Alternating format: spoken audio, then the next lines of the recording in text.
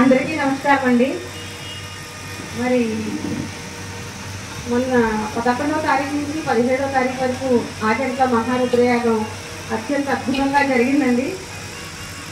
ఈ కార్యక్రమం ఎలా జరిగింది అంటే నాకు ప్రతి అడుగడుగునా కూడా శివ సంకల్పమే కల్పించిందండి. ఆయనే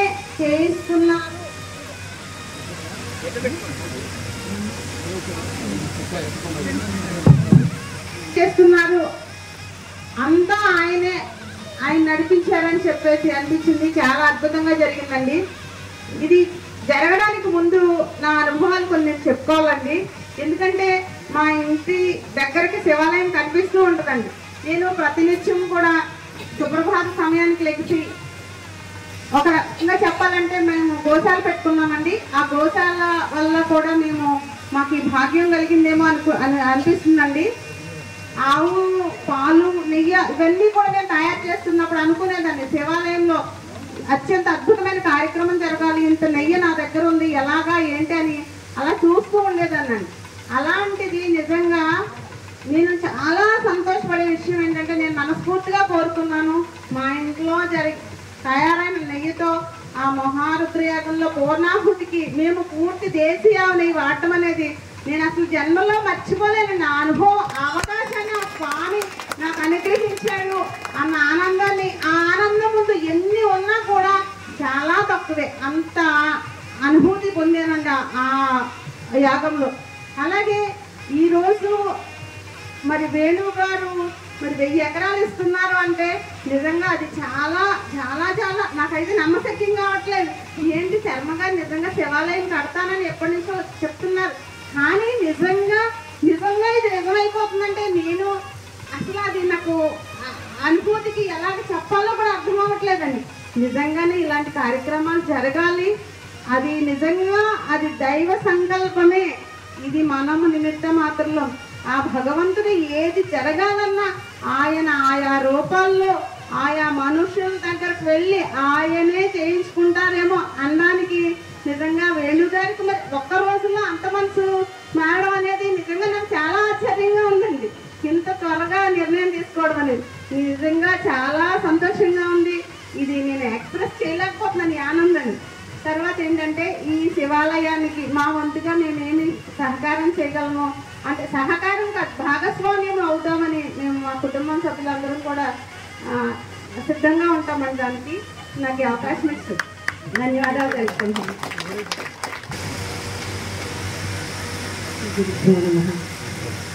శర్మ గారు అనేది ఆయనకు వ్యక్తి కాదు, శక్తి. ఇటువంటి ఇంత అపురూపమైన ఇంత కార్యక్రమం తలపెట్టారు అంటే ఆయన ఈశ్వరుడు సంకల్పం, ఆయనలోనే ఈశ్వరుడు ఉన్నాడు. మేము రోజు ఫోన్ చేసుకుంటున్నాం కదా, ఎక్కడండి ఈశ్వరుడు ఎక్కడ ఎన్నుకుంటాడో అనుకునేవాళ్ళం. అది వేణుగారి ద్వారా ఎన్నుకున్నాడు, కర్ణాటకలో ఎన్నుకున్నాడు. ఎన్ని స్థలాల్లో చూశాడు, ఎన్ని చోట్లకో తిరిగాడు. అన్ని కర్ణాటకలో వేణుగారికి ఉన్నాయి. వాటిక ప్రాప్తత యోగ్యత అనేది వేణుగారికి తెలుసు. అక్కడ ఎన్నుకున్నాడు. వేణుగారికి ఏ విధంగా కృతజ్ఞత చెప్పాలో, ఏ విధంగా ధన్యవాదాలు చెప్పాలో ఎవరికి అర్థం కాని పరిస్థితి. ఈశ్వరుడి యొక్క అనుగ్రహం ఆయన మీద సంపూర్ణంగా ఉంది కాబట్టి ఆయన ఎన్నుకొని శర్మగారి ద్వారా ఈ సంకల్పం చేయించుకుంటున్నారు. అందరికీ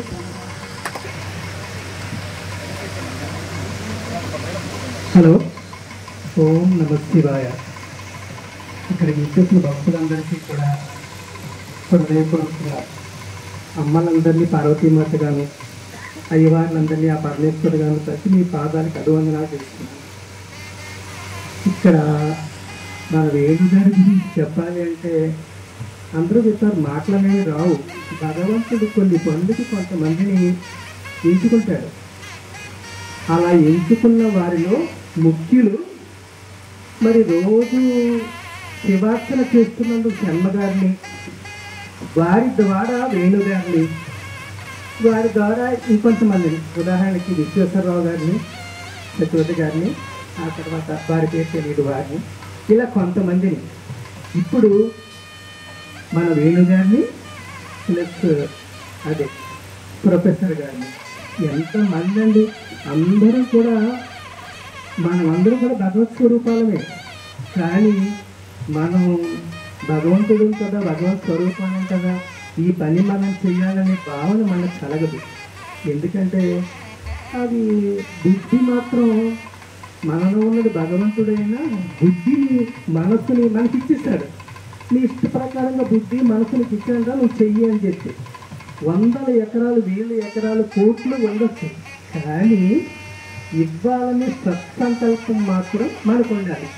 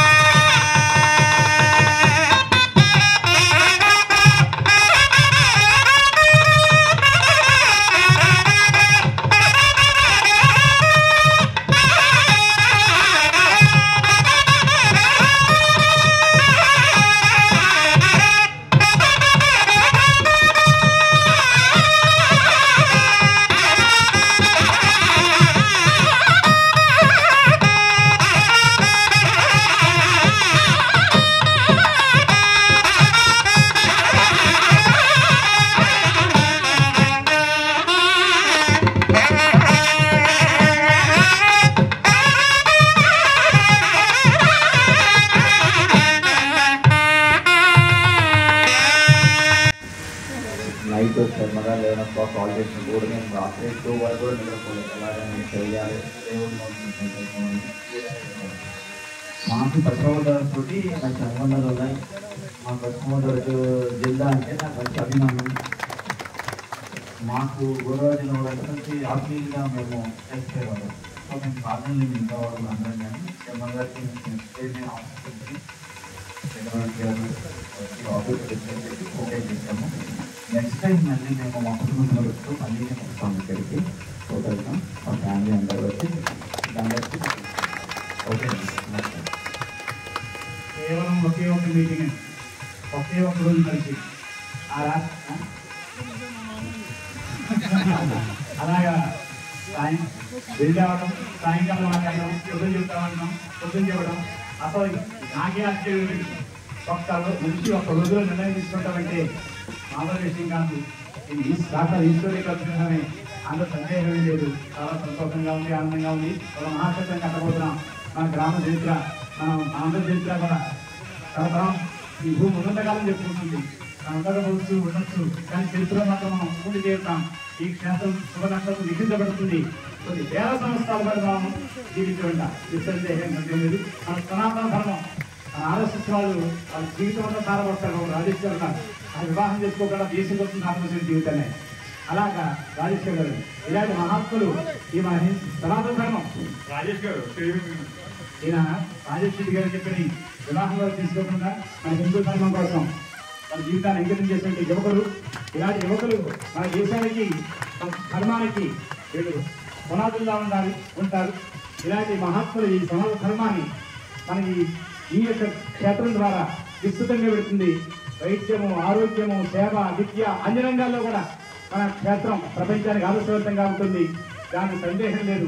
ఆ రకాలకి మనం ఈ శాస్త్రంగా జీవించుకుంటాం చేతులు చెప్పుకుంటుంది. ఈ మహదవకాశం వేడుకలను లభించింది. అందుకు వచ్చే ఉంటాము. పరమేశ్వర గారి దయ వల్ల ఈ బాగా సాధ్యం అవుతుంది.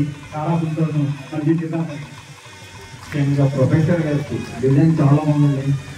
మీరు ఒకసారి ఎగ్జామ్ వస్తే మనం పాటతో డిజైన్ చేస్తాం. చాలా బాగా చేశారు. అద్భుతం. ఎక్కడ డిజైన్ కాదు, మన డిజైన్ చేసే ప్రొఫెసర్ గారు ఆయన మాట చెప్పగానే మొత్తం శాస్త్రాలు మొత్తం ప్రొఫెసర్ అందరితో చేశాను. ఆయన దేవాలయాలు చర్చించేశాను. ఏమి నిజంగా కలతాలో కంటే మనం అయితే మాట చెప్తే తప్ప 60 రూపాయలు ఆయన ఎప్పుడు ఇప్పుడు లేదు రోజు ఇదేమంటాయి అని మనం అంటాం. ఎప్పుడు వింటున్నాం కదా, ఇది ఇంతే అలాగే ఉంటాడు అంతే అని మనం అంటాం. అదే మాట చెప్పగానే ఆయన మొత్తం ప్రపంచవ్యాప్తంగా ఆయన మొత్తం దేవాలయాలు ప్రొఫెసర్లు విశ్వవిద్యాలయం చేసుకుని అందరి ద్వారా ఆ నాలెడ్జ్ తీసుకుని ఇండోనేషియా, ఎక్కడ కాంబోడియా, ఎక్కడ థాయిలాండ్, ఎక్కడ భారతదేశం, ఎక్కడ అమెరికా, ఎక్కడ టర్కీ, ఎక్కడ కెనడా మొత్తం అనేది తీసుకొచ్చేసి మొత్తం తెగలు తీసుకొచ్చేసి మొత్తం క్లబ్ చేసి ఎక్కడ ఏ శాస్త్రం ఉందో అవన్నీ దాని ప్రకారంగా ఆ సహజంగా వాళ్ళ శిల్పులు వాళ్ళ తర్వాత శిల్పశాస్త్రంలో వస్తున్నాయి. అసగామ వాళ్ళ శిల్పులు వాళ్ళు మహానీయంగా పాటిస్తూ చేస్తున్నారు. బ్రహ్మచర్య పాటిస్తూ చేస్తున్నారు. వాళ్ళు ఆ దీనికోసం మొత్తం ఆ డిజైన్ కోసం నాకు కష్టపడ్డారు. ఈ డిజైన్ మామూలుగా ఇంటి వాస్తు వేసి ఒక ఇంటికి ప్లాన్ వేస్తే సిద్ధాంతం నిలబెట్టుకుంటారు. మామూలు సింగిల్ గా నిలబెట్టుకుని మరి ఎంత పెద్ద దేవాలయానికి చరిత్ర తెలిసే దేవాలయానికి ఎంత ఇవ్వాలండి అసలు? ఎంత ఇస్తే అవుతుంది చెప్పండి సార్. ఏమి ఇవ్వాలి చెప్పండి? ఇంతమందిని మనం తీసుకొచ్చి ఇంత ప్లాన్ వేసి లేకపోతే చివరి క్షణంగా ఇప్పుడు సరిపోయింది ఉంది మన ఫస్ట్ ప్రధాన ఈ దేవాలయం చివరి నిమిషం చివరి ఇంటిగా చివరి పాయింట్ పూర్తయ్యేదాకా కూడా ఎక్కడ యాక్యురేట్ గా ఎక్కడ తేడా లేకుండా చూసే బాధ్యత ఉందా అయింది చేస్తున్నాం.